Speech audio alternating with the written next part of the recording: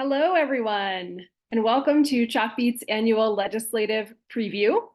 I'm Melanie Asmar, the Bureau Chief for Chalkbeat, Colorado. Chalkbeat is a nonprofit news organization covering the story of education in America. That work includes chronicling decisions made by state lawmakers that impact the lives of teachers and students, which is why we're so happy to host this yearly conversation about education issues that are likely to surface in the upcoming legislative session. Be sure to sign up for Chalkbeat's free email newsletter if you haven't already to continue following our coverage of the legislative session, and we'll put a link in the chat so y'all can sign up. I want to mention that this conversation will be recorded and emailed to all attendees afterward. The chat box is closed, but please use the Q&A box on the bottom there on Zoom to submit your questions for our great panel or to let us know about any technical issues. I'd like to offer a special thanks to our event partner, the Colorado Education Association. And thank you to our event partners, the Morgridge College of Education at the University of Denver and Young Invincibles. I'll now turn it over to Michelle Knight-Manuel, the Dean of the Morgridge College of Education, whose early career as a public school teacher and college advisor continues to undergird her commitments to access and opportunities for students. Michelle? Great, thank you so very much. As the Dean of the Education of the Morgridge College of Education, we are honored to partner with Chalkbeat on the Colorado 2024 legislative preview regarding educational issues today. Certainly, this access today is a wonderful service for the public good.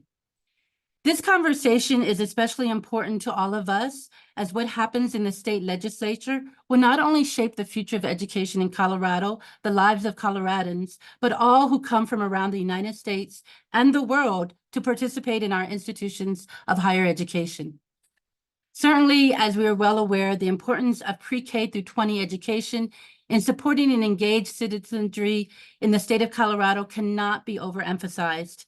I'm aware that there are many important topics today that will be covered, such as college readiness, rural education, early childhood education, school finance. Two main areas of concern that I think would be particularly helpful to our college would be how are state legislators collaborating with school boards to shape educational policy? And also, given the importance of teachers, as the bedrock of supporting a high quality education in the state of Colorado, I'm very interested in hearing more about this teacher shortage and how state legislators might continue to support the preparation of our teachers. I am delighted to be here today and excited to hear this discussion. And I will now turn it over to Jason, one of the moderators for Chalkbeat. Hi, everyone. Thank you all so much for being here. My name is Jason Gonzalez. I'm the higher education reporter for Chalkbeat, Colorado, and I also cover legislative matters. And today we also have moderating with me MJ, and I'll let her introduce herself.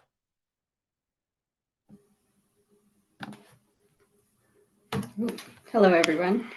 I am Marjorie MJ Guzman. I am a mother and small business consultant out of Otero County. This is the rural southeast region of Colorado. And I'm also a student at UC Denver, studying political science and communications. And over the past 5 years here in Colorado, I've had the pleasure of working with and collaborating with several nonprofit organizations, specifically focused on the southeast region. More recently, Young Invincibles, and now I'm here. So very excited to be here. So yeah, let's go. All right, thank you, MJ. I'm so excited to introduce this panel. And so first we have Senator Janet Buckner, an Aurora Democrat and chair of the Senate Education Committee, Senator Rachel Zenzinger, an Arvada Democrat and vice chair of the Joint Budget Committee, and Representative Jennifer Bacon, a Denver Democrat and House Assistant Majority Leader. And MJ will introduce the rest. Thank you, Jason. I'm so sorry. And then we have Representative Barbara McLachlan, a Durango Democrat and chair of the House Education Committee, and Rose Pugliese, a Colorado Springs Republican and House Assistant Minority Leader. All right, so we will kick this off with a quick lightning round. So you each have a couple minutes. So in a few sentences, tell us about your top two education priorities for this session. And we'll start with Senator Buckner, and then Senator Zenzinger, Representative Pugliese, Representative McLachlan, and then Representative Bacon. Well, thank you. And it's really a pleasure to be here today. Every year I look forward to the Chalkbeat engagement. And I've been in the State House for 8 years. So I've always been on education committee. So I really enjoy this conversation. But regarding this upcoming session, I have several bills that I'm running that are in the education arena. But one of the ones that I am going to tell you about today is the Student Bill of Rights. Now, the Student Bill of Rights has not been changed or edited or improved since its inception in 2001. That's a long time. So it's time to bring the Student Bill of Rights back, and we're going to be updating it because we want to improve the academic success of current and prospective students alike. And some of the key improvements that we're going to be making with this Bill of Rights bill will include the creation of new opportunities for a seamless movement from applied and professional associate degrees and career and technical programs into bachelor's degree programs. This is really important. We want our students to have that ability to make that upward movement if that's their choice. You know, we so often think about students transferring from 2 years to 4 years, but it's really important to meet all students, including those in career and tech ed courses. And we have so many of those CTE programs in rural parts of our state. So we want to meet students where they are as they pursue their secondary goals. One of the other improvements that we're going to make in this Bill of Rights is the fact that we're going to make the information more transparent. Time. Uh-oh. Oh my goodness, I'm up already. I know it does go by quick, but Oh go my ahead and finish up your thought. Can I finish that one sentence? Yeah, Yes. go ahead. Thank you. We want to make sure that we are transparent to all the students about the cost of attending Colorado schools. And we'll talk about that a little bit later on, but those are two of the main components of the new Student Bill of Rights. All right, Senator Zenzinger. Hi, everybody. I'm really happy to be here. I'm State Senator Rachel Zenzinger. I represent Senate District 19, which is Arvada and Westminster in Jefferson County. And I'm also a member of the Joint Budget Committee and one of the sponsors of the School Finance Act, which gets me to the answer to your question. What are my priorities for education this session? And my main priority, as has been my main priority for many years, is buying down the budget stabilization factor and getting our schools the proper funding that they need. Last year in our School Finance Act, we made some real great strides in buying down the budget stabilization factor to its lowest level since its inception back in 2008. And we actually wrote into the School Finance Act last year that we were going to totally eliminate it this year.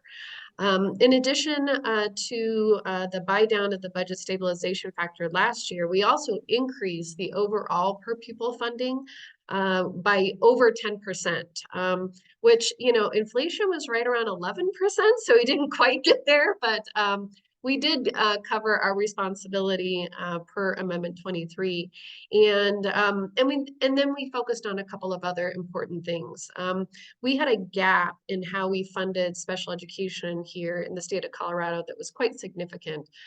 Just 4 years ago, we were only funding it at 38% of what we were supposed to be funding it.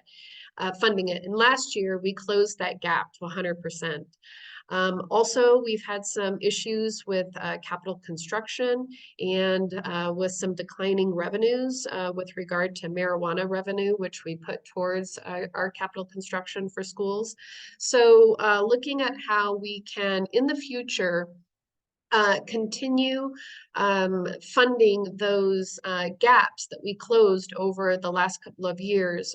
Gifted and talented education, for example, the mill levy equalization program, making sure that all of those key things that we were managed to accomplish over the last couple of years continue forward in the future years. Thank you so much, Senator Zenzinger. Representative Pugliese. Well, thank you so much for giving me the opportunity to be with you all today, and a great panelist of speakers. So thank you to my colleagues for allowing me to join you.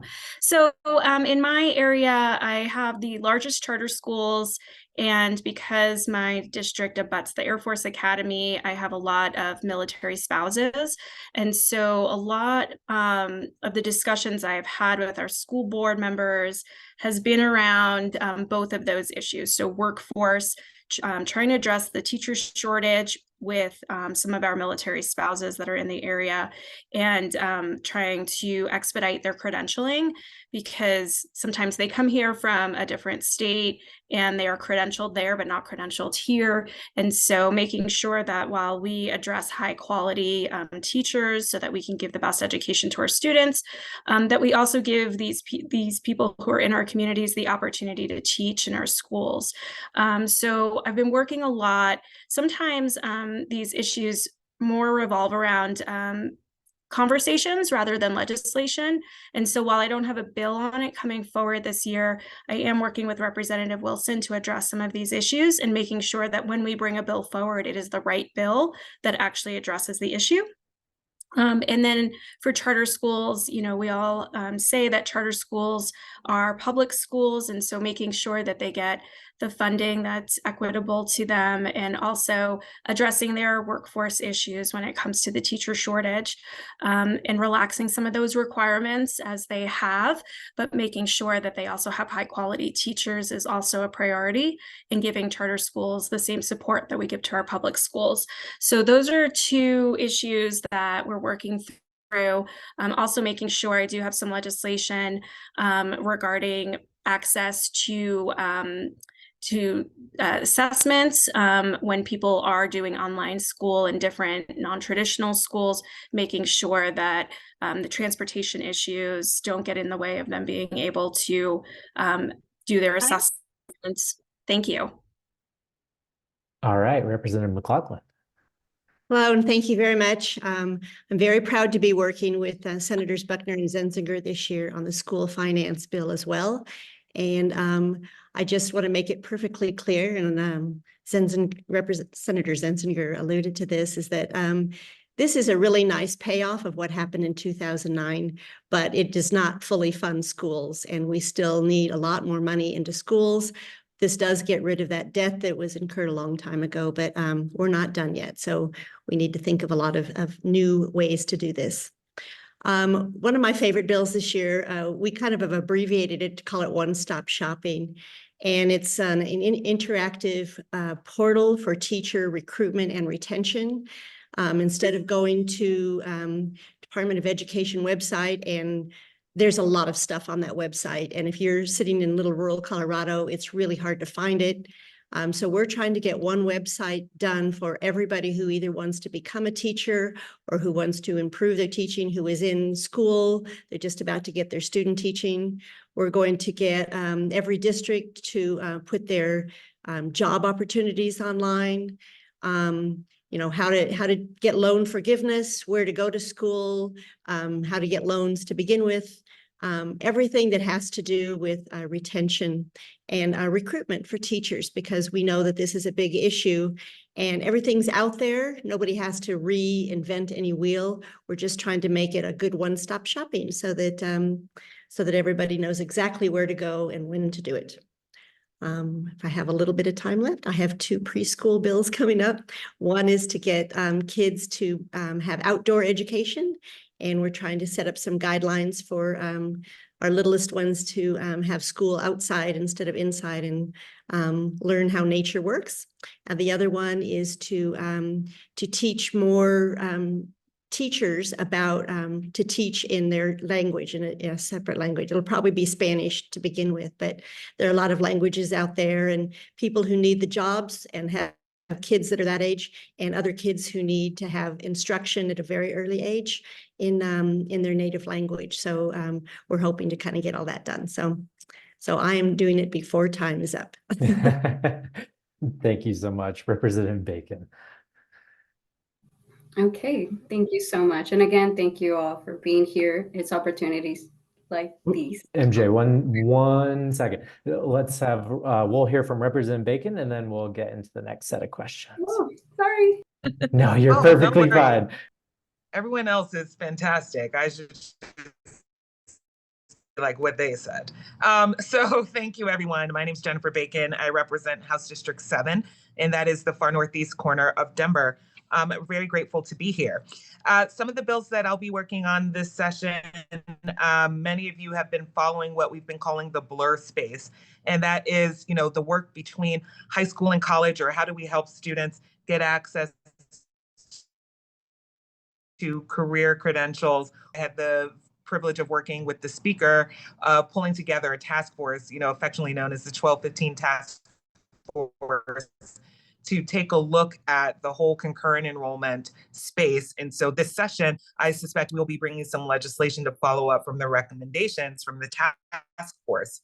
I will also be running a bill to support our students who have been justice involved to figure out how to better connect and get re-engaged in schools. And so I know we have mentioned the Student Bill of Rights in another capacity. Always love anything that Senator Buckner does, and hopefully she'll let me work on that bill with her. But when it comes to the high school space, we just want to reiterate, what is it that students should have the right and access to by way of information about their credits, that should have credits transferred, and how students can have access to people who will help them be sure they are re-enrolled and set up for success in schools. I think too, a great conversation around the justice engaged students is also trying to figure out our data to understand where students are coming and going, and if they're moving districts, or if they're out of school for more than a couple of days. You know, we should know the category as well of what's going on with them around being removed and dealing with our system, or if they've just dropped out, because we don't want to lose track of kids. We know that students are likely to recidivate if they do not feel like they are included or have opportunities to actually get their degrees and their credits while in high school. And so we think of this to support there as well. So those are my two education bills. Thank you so much.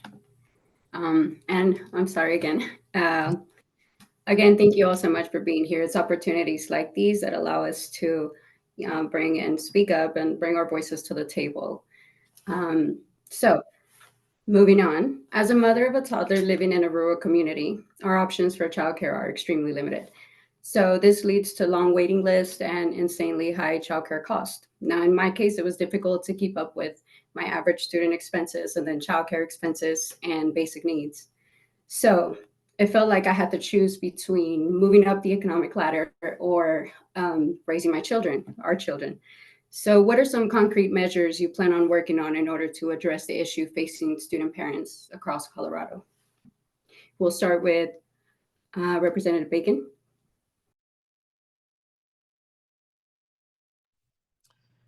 So thank you for sharing your experience. I think one of the biggest things we want to do is continue to work that the Office of Childhood Education continues to get what they need to be a success.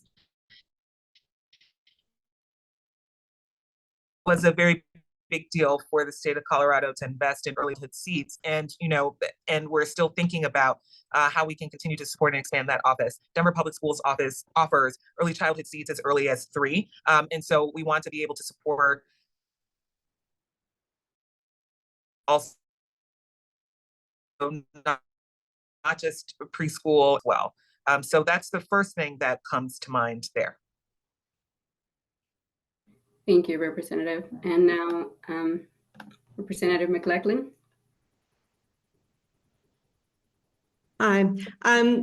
Yes, for so long we've had kindergarten K through 12 education, and we're just kind of getting started with pre-K through K education. And absolutely our next step is birth to pre-K, because if we have help for our parents, they can go back to work and the kids get good education, and they're not, depending on a grandparent or something to be there. They can actually be, learning colors and shapes and love and group activities and things like that, which I think are really important. I do not have anything concrete. I'm sorry, I can't help you on that. But I think we need to start working with businesses, because they are the ones that will be affected if we can get some good childcare that people can come to work. And I think we look at all the office buildings around that are empty. I also live in a rural area, and we don't have a lot, but we have a few. And they're empty. It could be a floor of one. Why not get businesses to pitch in and help, so it's not all government help, and see what we can do to get, if you help with this center, then we can also get more employees for you. And it kind of puts everybody to work, and it really will help every community if we can do that. Several of us went last year to visit the White House, and they were talking about just this thing about how do we do this. So it's a nationwide problem, and there are lots of things out there that we need to look for and bring to Colorado. Well said. Thank you, Representative. And Representative Pugliese. Thank you. This is an issue that's near and dear to my heart. I'm a single mom raising 2 kids by myself. I have 3 jobs. So childcare is really, I say, one of the most stressful things. I have to make sure it gets handled every day. So 2 things. One, last year I ran a bill to extend the child care contribution tax credit.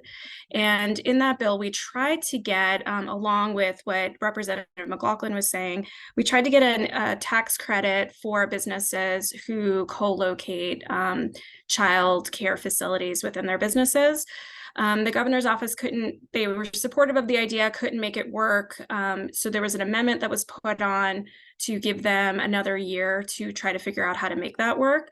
And so while I can't bring it forward this year because they're still not ready, I do hope in the next session, assuming I get reelected, that I'm able to bring that forward, because I do think, especially as we talk about the housing conversation, if the goal is to have housing near transit and commercial on the bottom, residential on top, if a mom's got to drive 20 miles to find childcare, then I think we're defeating the purpose of what we're trying to do. So I think that even in those housing conversations, we need to have some of the conversations around childcare piece and not leave that out of the transit conversation in those areas. Thank you. Thank you all. All right, so this next question is for Senator Zenzinger and Senator Buckner.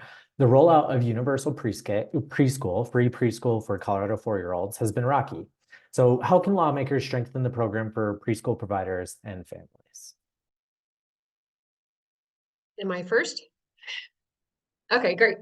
Well, actually, I was just going over the budget submittals from the Department of Early Childhood, which is a brand new department within the state, which sole purpose is to focus on these particular issues so that we can elevate them in their priority, distinctive from K-12 education or other types of childhood issues, to very put the focus on the Department of Early Childhood so that we can elevate these issues and properly fund them.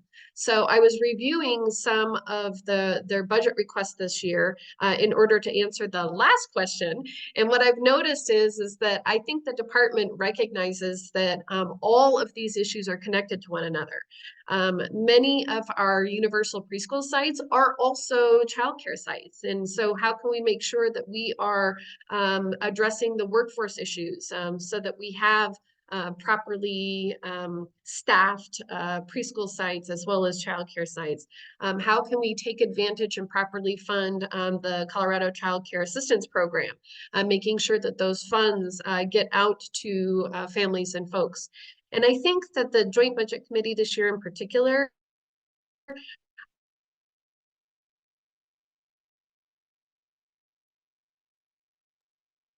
we are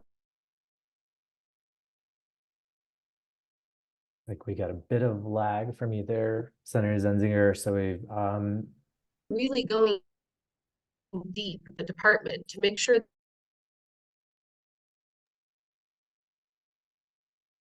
All right, Senator Zenzinger, if you can hear me, unfortunately it froze on us, so we'll move to Senator Buckner, and then we'll come back to you for the rest of that. Yes, I was a prime sponsor of the universal pre-K bill, and Jason, you said it was kind of a rocky rollout. Well, any new program that's that big and that important, we're going to have some bumps in the road, but we are continuing to save parents an average of $6,000 per month. And we're going to keep focusing on supporting families because we know how important it is to have responsible and amazing childcare and education for all of our kids. And I stay in close contact with Dr. Lisa Roy, who is the director of the Department of Early Childhood. And her exact words are, and this is my commitment too, we will be self-correcting during this upcoming year to make that program even more viable, more accessible, and better for all students. And I noticed in the governor's budget, and I'm sure Senator Zenzinger can also talk about this too, $4.3 million is going to be included in addition to enhance and maintain the universal pre-K program. So we are committed to this program, and it's going to even be available to more parents in this upcoming year. But it's near and dear to my heart. And I was at the White House with Senator McLachlan, and everybody has their eyes on Colorado because we are one of the first states to have a universal pre-K program, and we're so proud of that. Yes, we had some bumps in the road, but it's going to keep getting better and improving. And you have my word and my commitment. This is something that I will continue to work on when I'm at the state capitol. All right, we're going to go back to Senator Zenzinger here because it looks like she's back. Unfortunately, I don't remember exactly where you were at. Neither. So it was probably about 20-30 seconds. So Yeah. maybe about that time. So I'm recording this from the Capitol. So unfortunately, that is just an example of our IT and broadband capacity. So what I think I was trying to drive at is that we have a new department, the Department of Early Childhood, which is very much focused on addressing the issues that were brought up by Ms. Guzman in your question. The whole gamut. Everything from how can we provide better prevention supports? How can we do universal preschool? How can we make sure that we are covering our childcare gaps? How can we make sure that the early childhood experience in Colorado is a good one for families and parents? And that involves many different aspects. I will say that they have prioritized improvements towards the universal preschool program as their #1 budget request, and by doing that in a couple of different ways. First of all, making sure that we are increasing the provider payments so that we have appropriate placements for our children, and that the providers exist, that we have the right incentives and that we're paying the providers the right amount so that they can continue to deliver universal preschool. Making sure that we have a resource bank and additional supports for staff so that they can develop and so that they can address problems when they come up. Making sure that we're providing enough funding for our local coordinating organizations, those partners that we're working with in the community that know what is happening on the ground, so that we can address problems and better support our LCOs. And then lastly, having a plan for what to do when our federal funds expire. We did stand up a lot of the universal preschool program utilizing one-time funds. So how can we position our budget so that we can continue to support the universal preschool program and in fact grow that program into the future if those one-time funds are going away? So just prioritizing early childhood within our budget this year. Thank you, Senator. Now, this question is for Senator Buckner and Representative McLachlan. Now, Colorado funds the local schools based on the number of students that are in attendance on the so-called count day. But an influx of migrant students that come in after count day has been leaving some school districts feeling a little underfunded. Will the legislature address this issue? And we'll start with Senator Buckner and then Representative McLachlan. Well, we know this is an issue that we're going to have to deal with, especially this upcoming session. And yes, we will be dealing with this. All of our schools are in a crunch anyway. So I know that this is going to be something that's going to continually be coming up before us, and we'll be working with our partners, with Senator Zenzinger, with her amazing background, and working directly with all the school districts and the superintendents to see what we can do. But I don't know of any current legislation that's coming. Senator McLachlan may know, but right now I don't know of any particular legislation that's coming, but it is something we're going to have to address with all of the school districts. But because we are in a better situation this year than we've been before, because of what we did with the School Finance Act, I think our duty is going to be a little bit easier this year with that in mind. Thank you, Senator Buckner. Representative McLachlan. Yeah, thank you. It really is a problem, and I'm not sure that anything that we have designed right now adjusts for that. The numbers are so large, and it is very, very stressful on schools. We know that. We do have two task forces that are meeting right now. One is just about school finance, and they might be able to address that and add that into something that could be very interesting and very contemporary. We need to add something in there about how we would address that financially. And the other one was about the adequacy of schools, what schools really need to perform, especially now that our budget stabilization factor will be paid off. It's not enough, but how much more is more? And so maybe that will be addressed in there. That second task force has a little longer to discuss things, so that might be able to be brought up in there. The one about school finance, I think it's done. Is that true, Rachel? Sorry, Senator Zenzinger. I think that the school finance one is wrapping up now. So perhaps we can do that. I think it is worthy of deep discussion and behavior, because we need to help these kids, and we also need to address the educators and the schools that are working with them. So, Thank you both.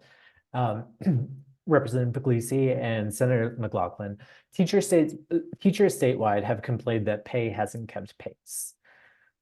Oops, I lost everything there. While lawmakers can't direct districts to increase pay, what are some solutions or ways to help increase pay statewide, as well as make the profession more attractive? I think that's a great question. Obviously, like you said in your opening statement, this is a local school district issue. It's not something that the legislature handles, but I do think there were some bills that we passed last session that really did help teachers, again, as we deal with the credentialing issue and making it easier and more streamlined for teachers to apply for these jobs. I think that will also help alleviate some of the burdens. I think workforce issues are really important, and we want to make sure we have the right people who are dedicated teachers, like some of the people who are on the screen right now who started in that world. We want to make sure that those are the people that are teaching in our schools. And so I think working with our school districts to address their needs. Most of the time, I'll be honest with you, when I meet with I have 3 school districts in my district. When I meet with my school districts, they say, hey, maybe you can slow down on some legislation and regulation to allow us to work through some of the laws that have already been passed so that we can alleviate some of the burdens on our teachers. So trying to be responsive and supportive of our school districts as they're bringing forward some ideas, but also maybe stepping back sometimes too, so that they can let some of the great ideas that we've passed work. Mm-hmm. Thank you. I think that's a really great question. I taught high school for 20 years, so I know, and then I go to this job. It's like, I have no idea how to make money in this world. So here I am going from one poorly paid job to another, I guess. But it's really, it's important that we don't ever forget that our teachers are really the backbone of all of childhood for kids. And if we do that right, then we are producing productive adults. And some of it is pay, and we're trying really hard to increase the pay. If we could legislate respect and kindness, we would do that, because people are just mean to teachers. I adore public schools, and I think the more support we can give them, whether we get parents in to volunteer, we need to listen to what the teachers and all the educators and administrators think, and what the kids think, of course, about how we can make their lives better. Some of it is money. Like Senator Zenzinger said, we gave them a little over 10% pay increase. I think we're doing another 4% increase this year, something around there, or anticipating that perhaps. Some of it's money, which shows respect, but I think we need to start talking about affordable housing without always mentioning teachers. I think we need to say, well, we have some, little small places where teachers could live. I'm like, they have master's degrees. They earn this. They need more than just being treated as, well, you're never going to make money. We need to have parent classes, perhaps, about how to help your children at home, which makes it easier for the teachers.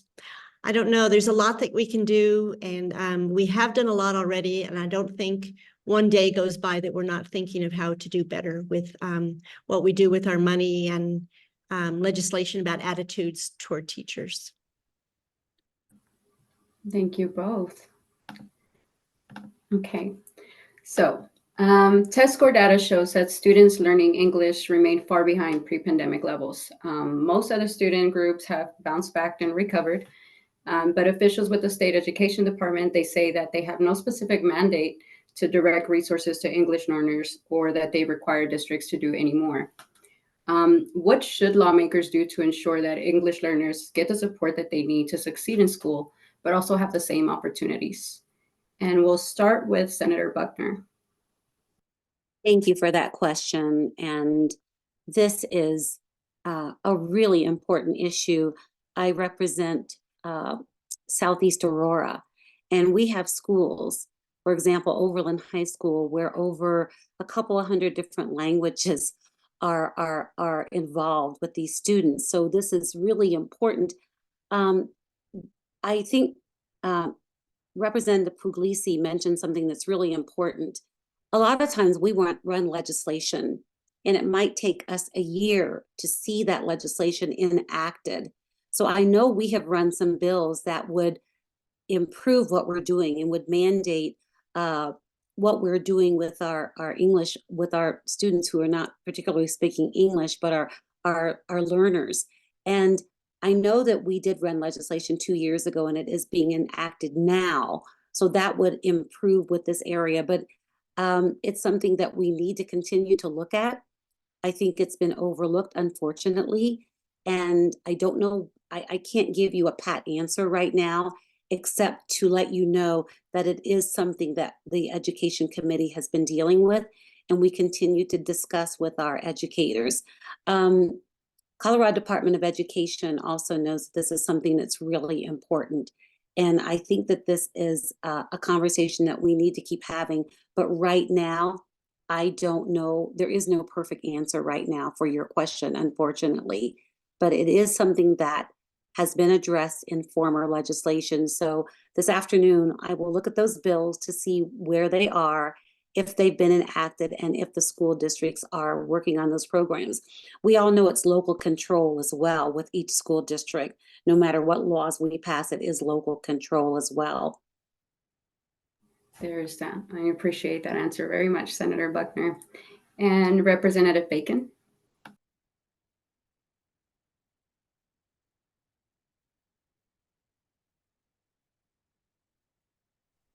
Still on mute. You're muted. Can you hear me now? Yes. Yes. Sorry, I did the phone call-in thing, so let me hang out just in case. Sorry.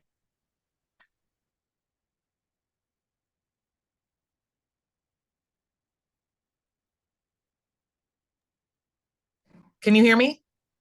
Yep, we sure can.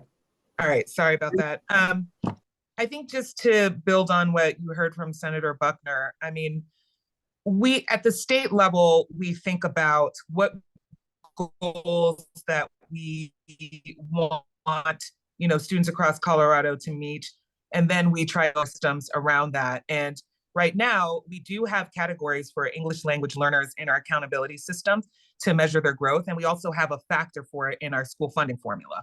And so, for what it's worth, I think those things are compounded by one, we should do a lot better when it comes to school funding, and then to take a look at our assessment structure. So in the middle of all of that is local control, where school districts can choose their pedagogy and their curriculum, how to do so, but the state still has said, we hope that students get to a certain level. And so to your point, in measuring that, our students have not met that growth. And so I think it would be interesting for our legislature, while I don't think we necessarily have any bills out there per se, we do have a legislative, we have a bill and a legislative mandate to look at assessment and accountability systems right now. And last year, I think it was House Bill 1235, Representative McLachlan, if I got that wrong, but there is a huge task force right now that's looking at accountability and assessment. And this is one of those questions. What do we mean when we talk about English language learners? What do we mean when we talk about at-risk students? I see a lot of questions about college and career. And right now, we're not measuring actually well if students are getting credential, and whatnot. And this is part of that conversation. So I do think that, for what it's worth, for someone who's spent a lot of time in education, that in the post-COVID world, we need to reassess and refigure out what actually have we done over the last 15 years? Has it gotten us where we need to go? And it is part of this body's work to reset those expectations. So I think your question is timely. It's something that is already in our systems, but it seems like we need to better say what we're looking for by way of accountability, and better say how we can support as a state to help us get to where we want to go. Thank you. Could I clarify something that I said real fast? For ELL, I said something about a couple of hundred. In Aurora, there are over 90 languages spoken. I couldn't remember. I knew it was a lot, but over 90 languages are spoken. So for those listening in, want to make sure I'm giving you the accurate information. Still pretty close, Senator. Close. All right, this next question is for Representative Bacon and Senator Zenzinger. So actually, good segue into what you were talking about, Representative Bacon. What should the legislators start doing or stop doing to expand access to career and technical programs? To start and stop. Oh, I'm sorry. Start or stop. Okay. I think, interestingly, in having a conversation with Colorado Department of Ed, we need to start actually auditing what we've put out there by way of programs, grants, and whatnot, to have a better sense of where our resources are going and pursuing opportunities. I think what we also found in, the 1215 task force was to say that we actually have 5 or 6 different programs that have their own structures and systems, and the institutional barriers are getting in the way of doing better by way of supporting students. And so one of the first recommendations was to bring all of it back under an umbrella so it could be better funded and better streamlined. So I do think what's happening now, and for everyone who's ever been to Europe and Asia and talking about trades, Colorado, even 2 years ago, we had a whole workforce task force. We know that we are going to hit a cliff with the amount of people who are able to work to basically maintain our economy. Like 70% of jobs need a tier 1 education, which is a degree. And so we need to be sure that we can set our students up for success. And that means shift everything that we're doing to be sure that happens. So how are we going to talk about students accessing credentials and credits in our K-12 accountability system? How are we going to fund it well? And so these conversations are very timely, not only for the health of our state and our community, but also for the state of K-12 education. The blur space, as we call it here, is a very present conversation.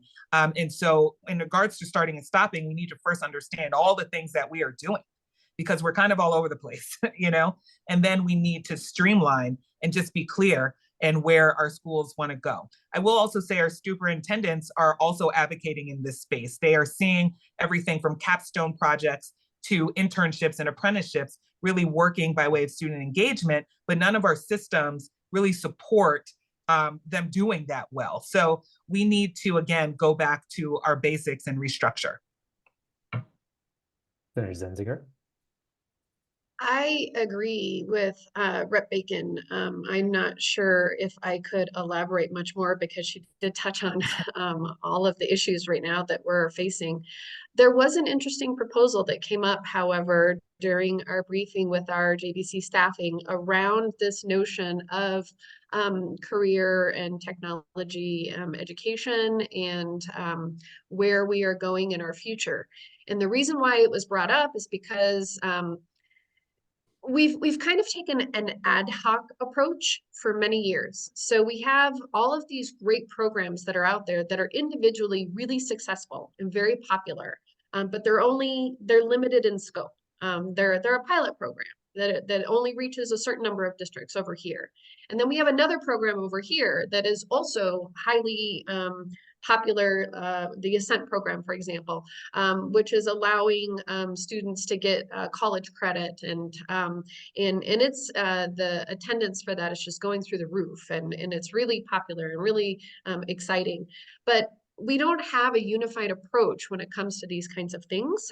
It's just kind of happening ad hoc all over the state. It's happening in many different forms, but it's always been an after the fact because we've been very focused on funding and what could we do reasonably. And so we've had all these great ideas that have come up as pilot programs, but we don't have a real unified approach about how we're going to deal with these kinds of programming. So I think that what Rep. Bacon is mentioning is a really good idea, is that we do need to kind of figure out what's what out there.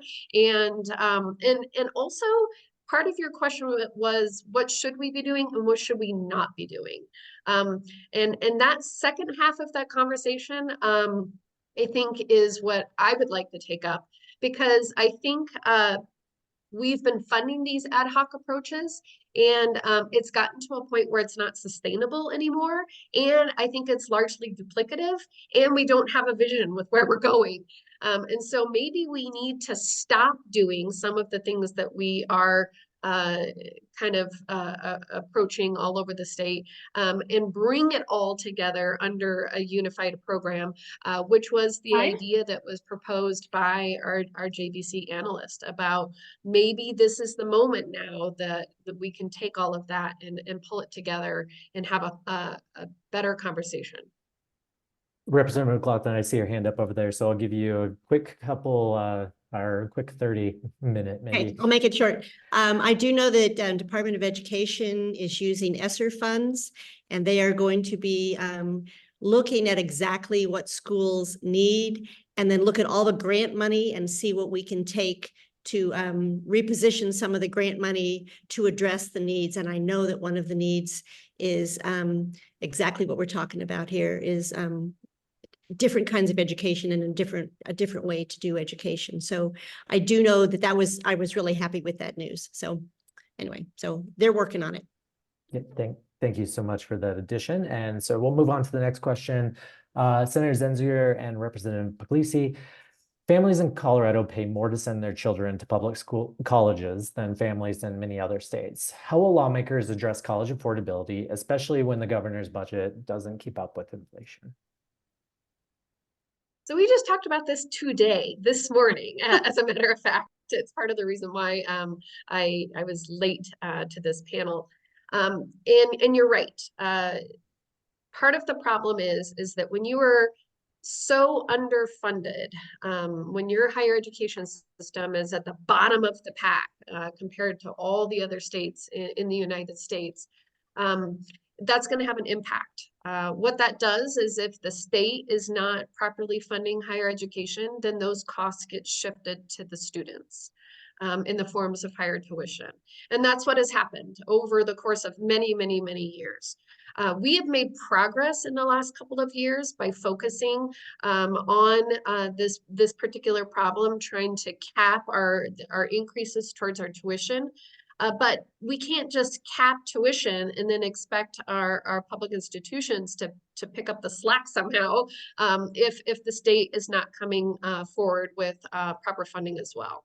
So I do know that higher education is one of the easiest and places in order to cut because it's not required, it's not constitutionally mandated, and so many other things are. So when we have crunches in the budget or a down economy, that's what the state tends to do. And I think that the only way that you can address it is by having us, the legislature, prioritize higher education and make sure that we properly fund our institutions so that then they don't have to pass those costs on to our students. We also need to explore ways that we can continue to bolster our concurrent enrollment programs, that we can find ways so that we can do stackable credentials so that there's no wrong turn, ways that we can bolster our work-based learning so that people can come to degree programs with credits already earned. So many different ways that we can and approaches that we should and can take in order to decrease the cost and to increase our attendance rates. And just to build on what Senator Zenzinger said, I think one of the other conversations is, is higher education right for everyone? And what has the legislature put in place in order to give students some alternatives? And so we have done that through our community college system. Senator Buckner and I co-primed a bill for no-cost credentials for different areas, including childcare, construction workers, trades. And so I think coming up with creative solutions with the money that we do have to make it go further for our students is definitely one of the options the legislature has as the Joint Budget Committee is trying to work through the limited resources they currently have and making sure that we provide options to students. And so I'm proud of the work that Colorado has done even before I was a legislator towards those no cost and apprenticeship programs. Thank you both. Okay, so moving on to the next question. A common issue that rural folks face or encounter is limited transportation and limited resources for remote learning. So with the lack of transportation, for example, my Walmart is a 6-minute drive, but without a car is a 2-hour walk for me. So this also severely restricted my options for pursuing higher education in the past. So how can the legislature improve transportation for rural young adults, Colorado young adults? And are there any plans in the upcoming legislative session to address limited access? Not just limited access to higher education, but limited access to career opportunities as well in the rural communities. And we'll start with Representative McLachlan. I always hate answering your questions with, yeah, nothing concrete coming up right now. So, but I hear you. Again, I live in a rural area, and we have a lot of, I represent 4 counties, and in every county, they're doing a lot of local work on public transportation. So we get buses around. There are bike lanes for people. They're giving out bicycles to people who don't have the money to purchase their own. They're either renting or, rehabbing bikes for people. Really good bus services. So I think, I'm not sure that I see it from a state perspective when my district is doing really well with getting people where they need to go. We have a lot of employers who construction, that there's no bus that goes out to where they live. And so they have been doing their own arrangements to get kids in particular out to the construction sites to work and help, because the only way they can afford that bike or a car is if they're working. And so they're trying to help them, pay for housing and get the jobs that they need. In Pagosa Springs, they have a construction class there, and people come to the school to do some of their work. So the kids are right there at school doing it. They've opened up this huge place for construction work at the school. And so it's pretty cool. They're bringing construction workers are coming to the school to help, and they're helping get kids out to where they need to go. So I would love to see if there was a statewide effort on this behalf, but I know a lot of local people are doing that because they also see that same exact dilemma. Thank you, Representative. Could I jump in here for a second? Yes.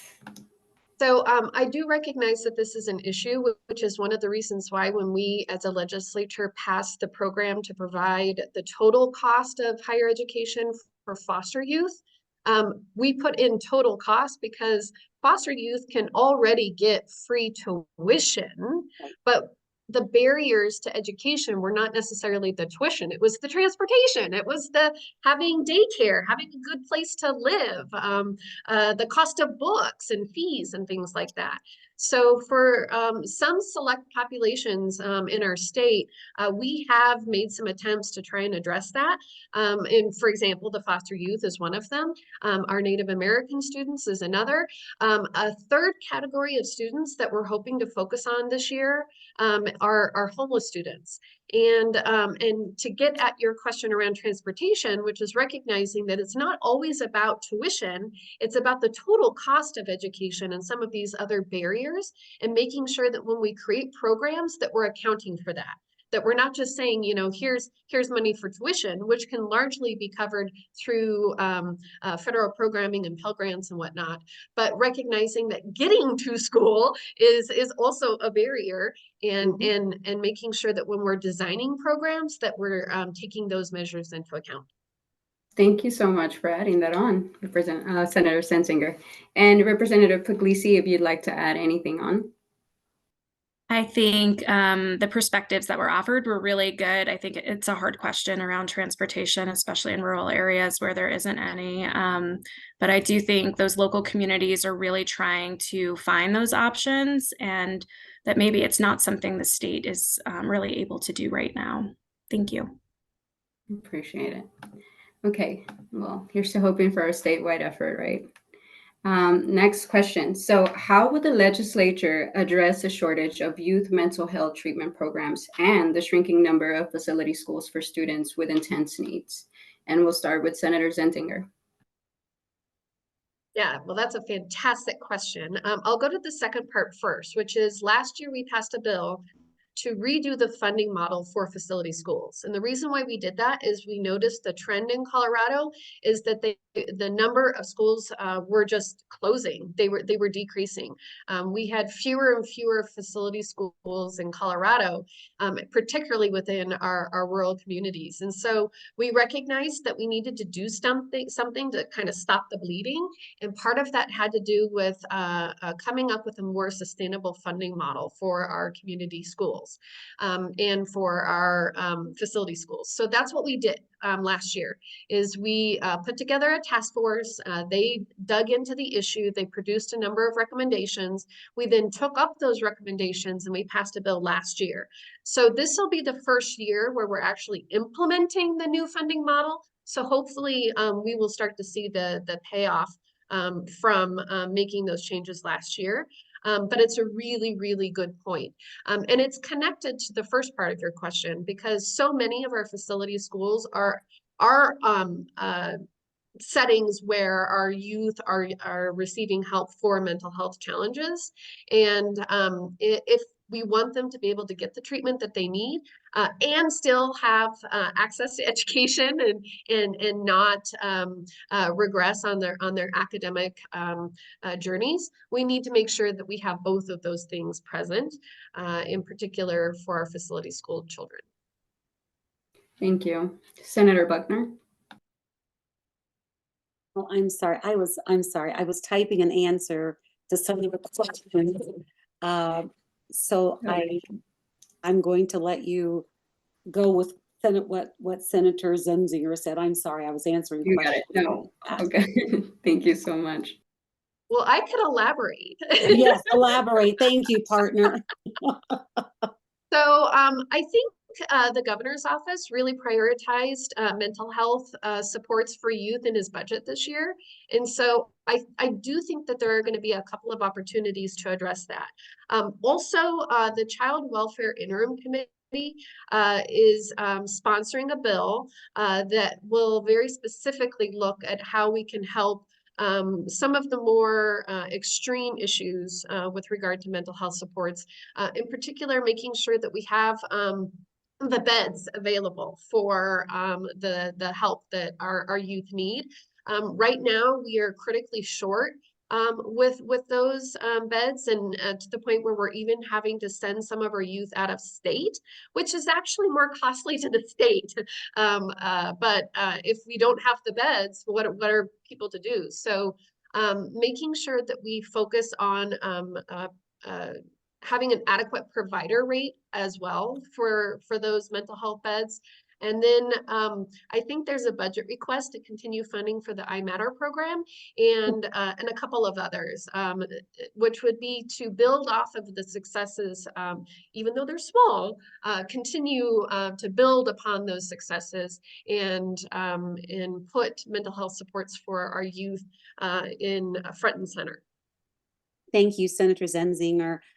Because that's what I was going to mention was the iMatter program. I was a prime sponsor of that bill a couple of years ago, and it was a really successful program. And we do need to expand that.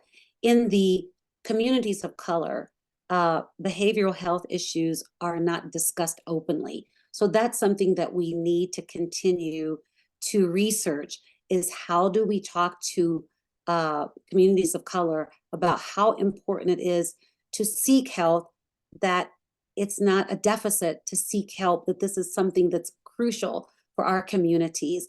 So out here in Aurora, that's what we're working on with our behavioral health centers, is reaching those communities of color who think it's a stigma to talk about mental health issues. Thank you both so much. So this will be our last prepared question, and then we'll move to audience Q&A and some prepared ones that we pulled. So thank you all so much out there for submitting them. So this last question is for Representative Pugliese, Representative Bacon, and Representative McLachlan. What role, if any, should state lawmakers play in so-called culture wars issues? For instance, should state lawmakers get involved in book bans in school libraries? I'm pretty sure you probably started with me because I might have written a letter about this. And so I want to be very clear that my letter was about collaboration. I think that there's a lot of angst, especially, we've seen this in Colorado Springs in our communities, between parents and what is available to our kids in school libraries. And so my letter was more directed at making sure that parents are communicating with our school board members, that we have appropriate books in our schools, and getting maybe an outside perspective, which in my letter was the district attorney, to maybe just put parents' minds at ease that the books that their kids have access to are the right books and are appropriate. I know I found, and when I talk about appropriate, my little guy is incredibly intelligent in reading. He's in 3rd grade at a 5th grade level. And his teacher had told me, you're going to have to be very careful because some of the books are more elevated in the conversations they have in these books than maybe a 3rd grader should have. And so just making parents more aware that that they can have these conversations. And I think just taking it as a collaborative process is really important, so that kids have access to the books that are right for them in their school libraries. Thanks. Either Representative Bacon or Representative McLachlan, whoever wants to go next. I'll give it a shot. I'm not a fan of having other parents tell my children what they can read and what they can't read, and to be banning books in a library. I agree if we can talk to parents. I taught freshman honors English. It felt like 100 years. It probably wasn't. But one of my assignments was that everybody had to find a banned book and read the book and then write a report on why they thought it was banned, not topic of the book. And I had parents who were just furious with me for having kids read books. And I said, well, you read the book, find one with your child. After they did that, not one parent ever came back and said, we could not find a book that my child could read. things have been banned for everything.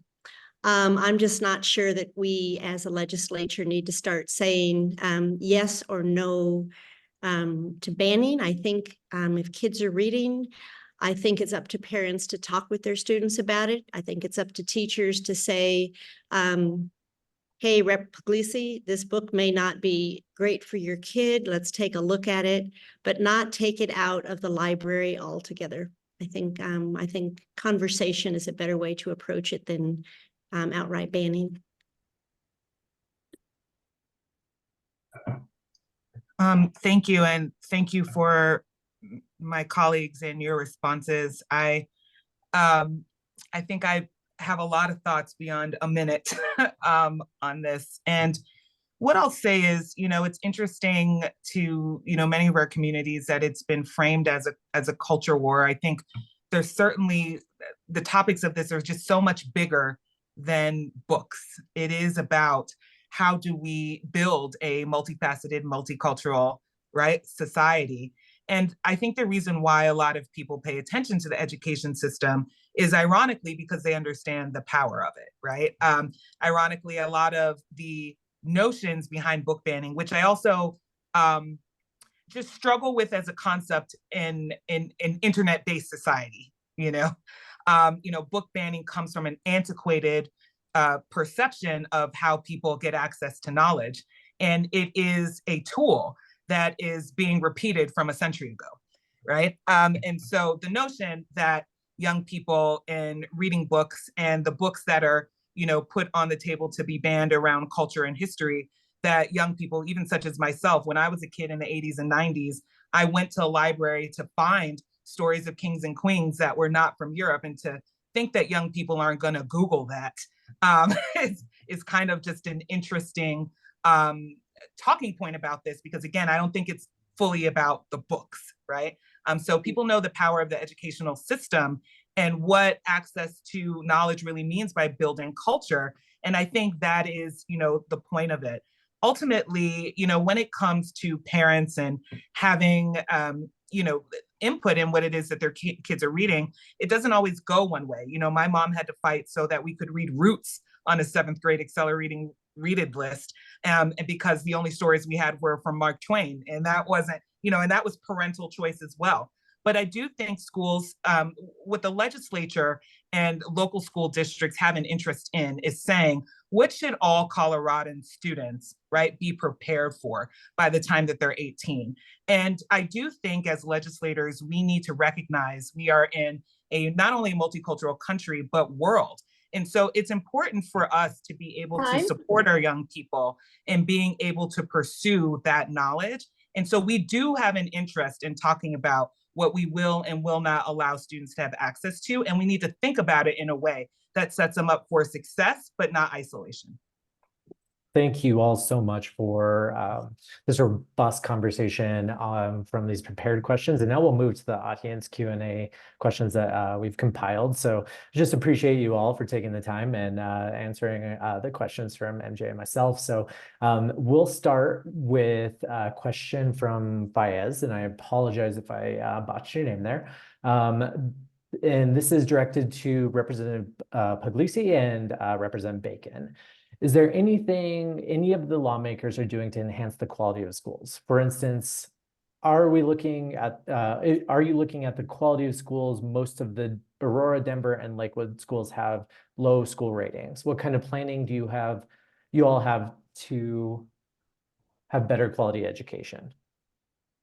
I think that this is where collaboration with our local school districts and local control is really important. I think we have high standards in Colorado, and I think that that's great, and making sure that they're being applied at the levels that our school districts use is really important. And then as far as legislation, I think as we addressed in the teacher shortage and credentialing, making sure that we have quality teachers that are available and that have access to teaching in our schools is also really important, especially with education levels in areas that might not be traditional. So using work experience as part of what they can deliver to students, I think, is also really important.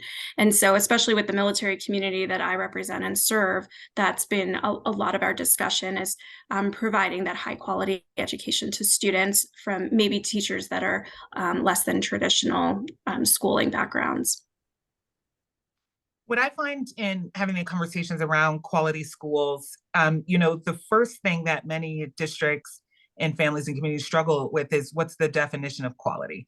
And so that is a very tough question for the state and local school districts to take on. However, even with that, there are three things that I always hear from parents. Parents want their kids to be safe, right? Their parents want their kids to get from A to B in their learning. And in my district, which I think we see a little bit, that I know we see in the metro area, I don't want to say more, is that they want their kids to be received for who they are. And these are themes in which we can certainly support. I will note that we are doing like an assessment accountability overhaul committee, because the definitions of these things have shifted. And some schools actually do things really well, but it's not on that metric. And there are some schools who do things that are measured or not measured that they don't do well, and we need to hone in. So given all the questions that I've seen in the box, for example, students are talking about quality of school if they are seen for who they are. So we need to talk about school counseling, both mental health supports. When we're talking about college and career readiness, that has shifted. And so we need to figure out, how do we support schools? So PWR, that's like, career readiness, they do that well, but nobody's measuring it. And so they might get like a 1 on a scale when they actually do some really things as a 9 on another one, if that makes sense. And so on the one hand, we need to overhaul and think about what 21st century, you know what I mean? Like, actually, we've been talking about 21st century learning. We haven't done it. We're 25 years into it already, but we need to update and we need to reconfigure the things that we're measuring. And then that also includes, when we do that, we shift the way that we fund things as well. We will always struggle for money, but we need to probably be investing in things differently than we have for the last 50 years, instead of trying to figure out how to fill a bucket on maybe some of the old things that we were measuring. Thank you so much for that, Representative Bacon. And now we have a question from Carol. This is for Senator Zenzinger and Representative McLachlan. The term fully funded K-12 schools is often used. So what does that mean to the legislature? And is there a teacher to student ratio connected to that, or a mental health clinician ratio, et cetera? We'll start with Zenzinger. Senator. So yes, I think that because we are finally buying down the budget stabilization factor, and we will be fully funding our schools according to the formula, that is a little bit of a misnomer about whether or not we are adequately fully funding our schools, which is part of the reason why last year in the School Finance Act, we put together a task force to take a look at the formula to make sure that our formula is equitable, that we are using our dollars to their highest and best use. But then coupled with that, we also want to do a deep dive into the adequacy of that funding. And so there was a recommendation from the task force and came forth in a supplemental, in the governor's supplemental budget request, to fund 2 adequacy studies. The funding request is quite high. It's like $1.5 million or something, in order to appeal to these RFIs that have been put out, these RFPs, I should say, and to contract with a company to do an adequacy study. But I do believe that it would be really important, because we've paid off the budget stabilization factor and we are finally fully funding our schools, we are actually fully funding them at 1989 levels. So we still have some more work to do. And then coupled with that, we also closed a bunch of other funding gaps last year that have not been fully realized yet. For example, special education. So special education is done in arrears. And so we won't actually see the benefits of closing that gap until probably this year or even next year, but it's a coming.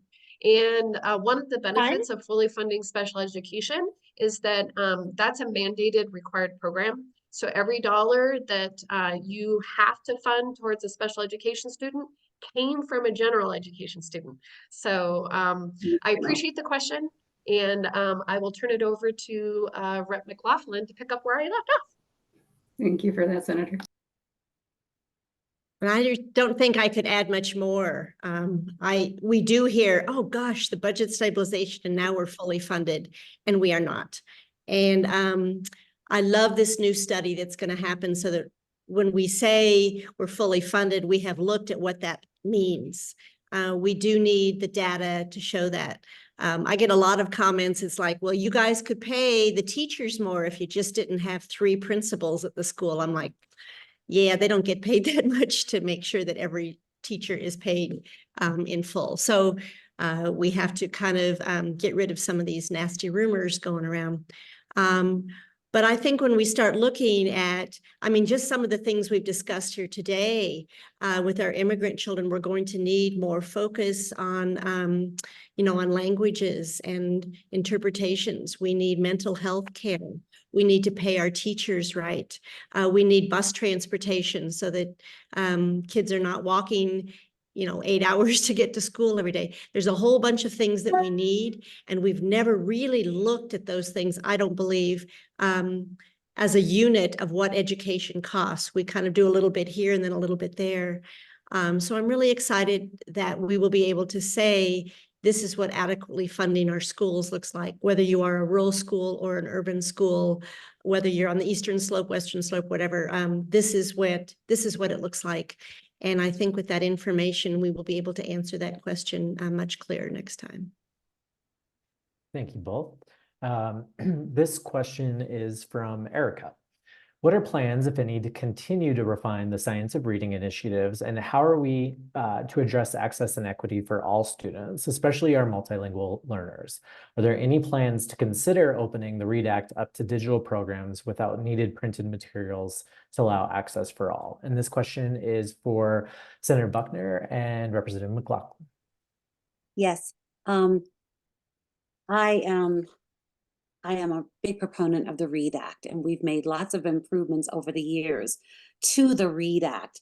And I know that this coming year, there will be some implementation of laws that we have previously passed for this area.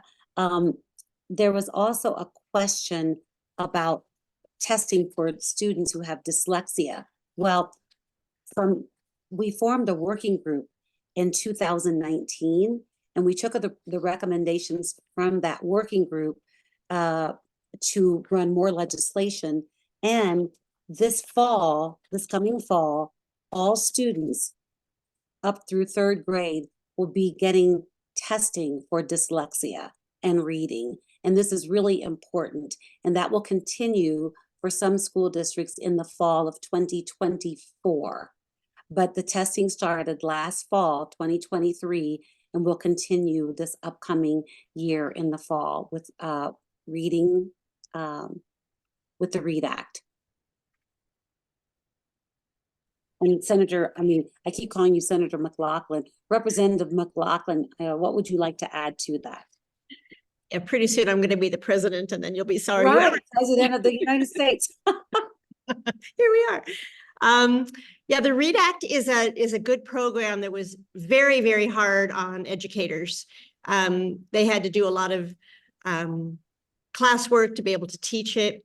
And I think we need to give it a little more time before we start repairing yet. I think we need to say, okay, the kids under the READ Act, maybe they've been getting this reading training for several years now. Let's see how they have progressed, either as all the 4th graders or whatever. But I think to take a dipstick every year of the progress that we're doing with reading doesn't quite do it justice. Some kids learn at different levels, learn at different speeds. And I think we need to keep doing it now that most of the teachers are trained and they are becoming more comfortable with the READ Act program itself. I think we can train the new teachers. I think we can have the teachers who understand this already to help the others and to be even better reading teachers than they were their first year. So I would like to give the READ Act a little more time to marinate and to kind of see, just to see what happens and to see the good that will come out of it. And we understand the urgency of being able to read by third grade. We all know the statistics about what happens if you don't learn by third grade. The school to prison pipeline is one example. So we know the urgency is there. And as legislators, we are insisting that the schools prioritize the fact that our kids need to read. But we have to, unfortunately, we have to give the schools time to get up and running with some of the legislation that we've passed. And I wish it were instant, but it's not. Baby steps. Well, thank you all so much. We are headed for the last question of our audience, and this is from Kate. This question is for Senator Zenzinger, Representative Pugliese, and Representative Bacon. Are there any concrete plans for addressing school access barriers for students with disabilities? Is there funding available for schools to improve accessibility outside of special education services, like adding electronic door openers or exclusive ADA seating, stuff like that? Senator Zenzinger. I think I kind of addressed this already in that we are finally, for the first time since 2006, fully funding special education reimbursement services. So that's a good thing. And it will take a little bit of time for that to catch up. But the question was more like, are we doing anything beyond that? And I will say that I'm not sure as far as K-12 goes, but in the higher education space, we actually passed a bill 2 years ago to do a study about access for students in higher education for people with disabilities, both physical and intellectual and developmental disabilities. And that task force met and they produced a report, and that report just came out over the summer, I believe, or early fall. And I was a little disappointed, quite frankly, that the Department of Higher Education didn't take up any of those suggestions that were in that report, because there were a number of them, and I thought they were all really good. But they kind of got at that question of there are multiple levels of barriers to access. There are physical barriers, there are access barriers to just even attending in the first place. And this report provided what I felt were like some really good recommendations. So it remains to be seen whether or not the legislature will take any of these up, but we do have a good body of work to go from. Thank you. And I think recognizing that all of our children learn differently, regardless of whether they have disabilities or just learn in different ways, I think is also really important, and making sure that they have access, whether that be non-traditional schools, online schools, to best serve their needs. I think that that's really important, and making sure we have funding in the future for something towards that, I think is great. I know that there's a multitude of both public schools and charter schools that address both of those issues. And then I know Representative McLachlan had a bill, and she had talked just briefly, maybe she can talk a little bit more, because I think it was great, about studying the access to transportation, because we are a great state in that we really truly do support school choice so that children can get access to the schools and the resources that they need, but those resources may not be in their neighborhoods. And so there's definitely a barrier that needs to be addressed as far as transportation for our students, and making sure that they can access the appropriate school for their needs. Thank you. Representative Bacon. Thank you. I would say presently, no. However, it has come up a few times that we push our school districts to do a few things. So one, it's kind of doing an audit by way of what we would call CADA and then our IDEA compliance. Typically, when it comes to capital, like renovations to buildings and whatnot, that has typically fallen on the shoulders of a school district. We do have a few grant opportunities to do capital construction type of work. And if you don't have access to those grant opportunities, particularly through the BEST grant, school districts typically issue bonds to be able to, make those updates. And so when we think about, the per pupil formula, while it does primarily, sound like, and it focuses on how do we support, teachers and textbooks and whatnot, we do see school districts primarily using the dollars for those things and trying to find other ways to get money for buildings to make some of those accommodations. I will say, as a former Denver public school member, we have a lot to do here, but I do recall us doing those audits and saying we need to address our doors being able to open, we have old school buildings that don't have elevators, right? So what does it mean to have a student who is in a wheelchair in the need of being in a 5th grade class on the 2nd floor? Do we pull the whole classroom down? And so these are things that school districts also reckon with when we think about the funding, but also, unfortunately, we've also seen school districts having to face litigation for not being compliant as we need to be under the Americans with Disability Act, IDEA, and the Colorado Discrimination Acts. So I do think there's something to be said. If we want to push for that, the state is definitely going to have to support, especially our smaller school districts, in funding and figuring out what they need to do, but probably also to figure out how we can fund and support with building those accommodations. All right, everyone. Unfortunately, that is our time. I know we have so many more questions that we could get into, but we promised you an hour and a half, so we'll let you go from here. So thank you so much to our panelists and all of you in attendance out there. Be on the lookout for an email from us with a recording of the event. I want to extend a special thanks to our event sponsor, the Colorado Education Association. Thank you so much to our event partners, the Morgridge College of Education at the University of Denver and Young Invincibles. MJ, you are incredible. Thank you so much for lending your voice, your expertise as a student and as a parent. So everybody I know is clapping for you out there. So great work and thank you so much. As you sign off from this event, we have a survey that will pop up and take 2 minutes to complete. If you could please fill this out, it will really help us better our events in the future. And thank you all so much for another successful event. Have a great day.